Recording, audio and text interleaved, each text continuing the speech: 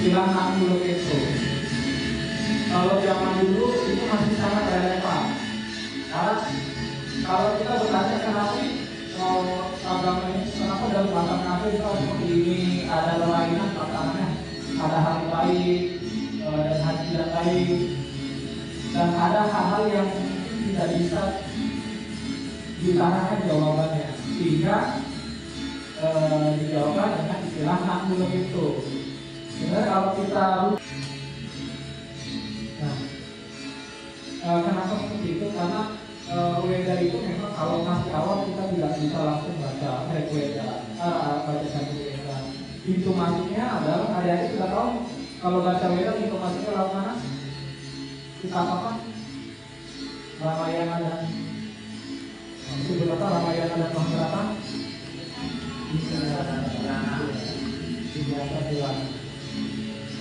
Nah, karena Weda tidak mudah untuk dipelajari, maka untuk pertanyaan yang berat para leluhur kita memberikan istilah nakul itu. Jadi kalau membaca, memahami ajaran agama itu pintu masuknya lewat Ramayana, Mahabharata. Nah, tetapi istilah nakul itu khawatir sekarang sudah kurang relevan. Zaman sekarang ini generasi sudah mulai kritis. Dan itu agak istilah kebijakan yang video itu agak rentan gitu, kalau pertanyaan-pertanyaan itu tidak dijawab karena memiliki sikap yang kritis, sedangkan kita hidup sebagai minoritas. Banyak kejadian, jangankan adik-adik, seorang yang kuliah agama saja, alumni ketua KMHD, maaf saya sebutnya, ya ada ketua KMHD ITB. Seorang ketua KMHD ITB aja itu tidak menjamin keyakinan Hindunya akan kuat. Ternyata goyang juga di tengah jalan. Jadi sudah menjadi sudah lockout. Kemudian mungkin sudah banyak yang lihat kuliah kita aja tidak menjamin punya sesuatu. Banyak beberapa sudah lockout. Dan itu menjadi tentara yang sering didoktrin aja tidak menjamin dirinya kuat. Dan bahkan seorang pegawai Kementerian Agama yang memiliki gelar sarjana agama itu juga bisa lockout. Jadi di Kementerian Agama pernah terjadi pegawai Kementerian Agama Dimas itu sarjana agama itu lockout juga. Sehingga generasi sekarang itu memiliki keresahan, khawatirnya. Karena apa? Kalau jadi di Kementerian Agama itu didorong untuk disosialisasikan moderasi beragama. Jadi cara beragama kita dimoderasi juga agamanya. Bagaimana kita membuat agama. Tetapi juga cara agama kita di internal juga harus. Jadi agama Hindu itu sekarang harus dikemas sepraktis mungkin.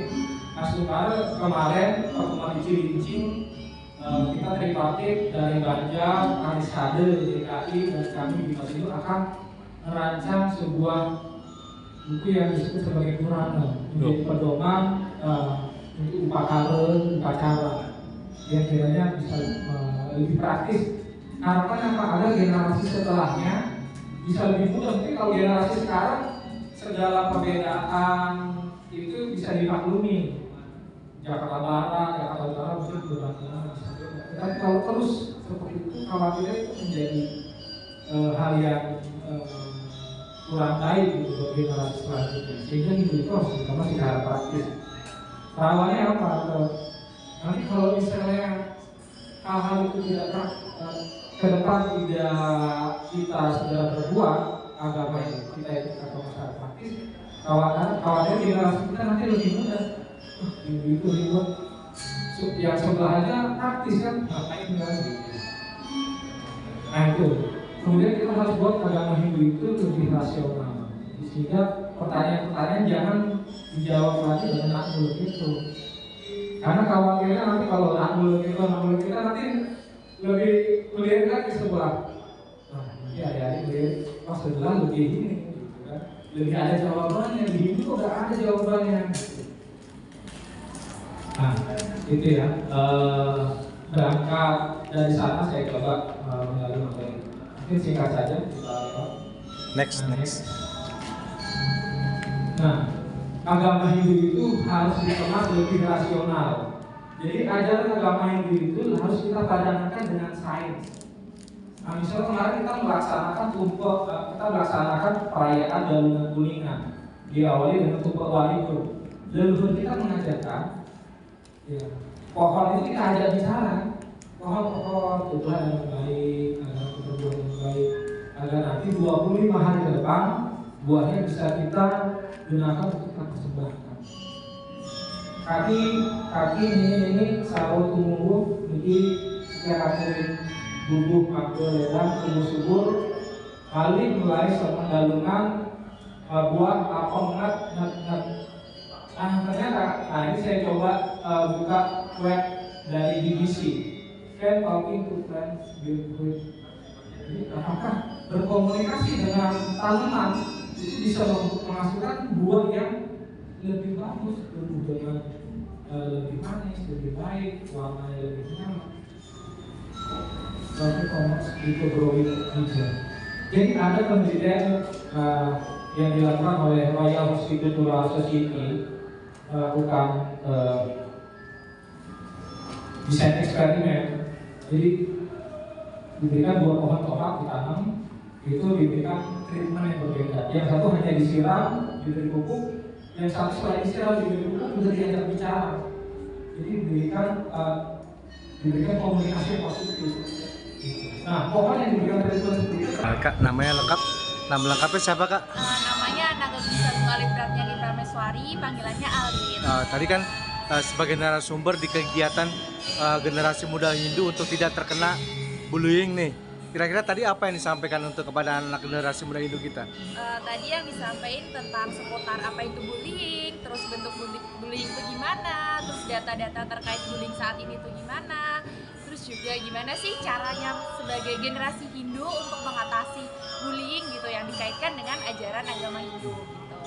Nah, terus untuk kira-kira kiat-kiat apa aja yang diajarin oleh anak-anak generasi muda Hindu ini? Oke, kalau kiat-kiatnya tadi topik yang saya sampaikan yaitu terkait dengan catur paramita dengan kaitannya di kehidupan sehari-hari. Jadi kan catur paramita itu kan 4 budi pekerti luhur ya. Nah, itu bagaimana bisa kita menerapkan catur paramita dalam kehidupan sehari-hari agar teman-teman ini bisa meningkatkan rasa kasih sayang, empati, toleransi terhadap sesama sehingga semoga nih nggak kepikiran buat melakukan bullying.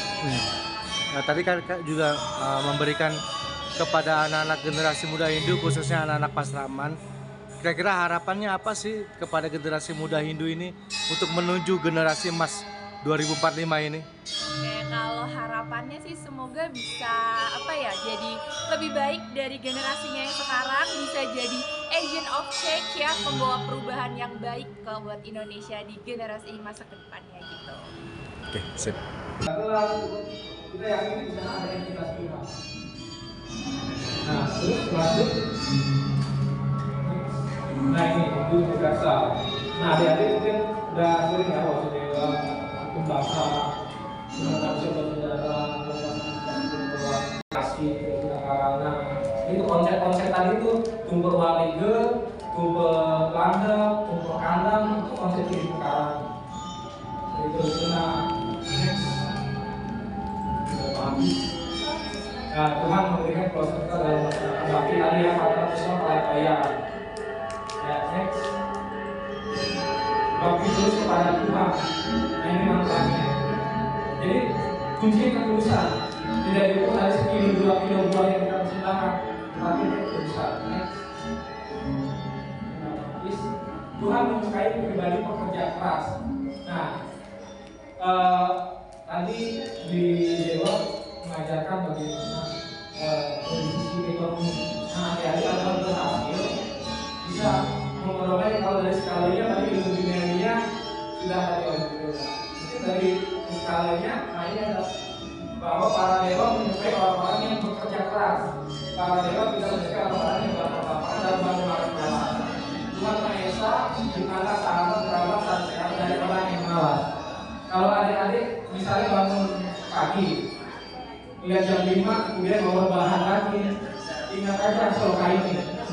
Tuhan tidak sayang orang yang malas. Saya tidak mau tidak disayang Tuhan. Ada yang mau tidak disayang Tuhan? Ada nggak? Siapa yang mau disayang Tuhan? Masa disayang pacar aja mau? Tapi ya apa namanya tetap masuk belajar ya. Next.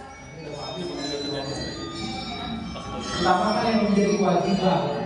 Nah kewajiban adik-adik sekarang adalah belajar.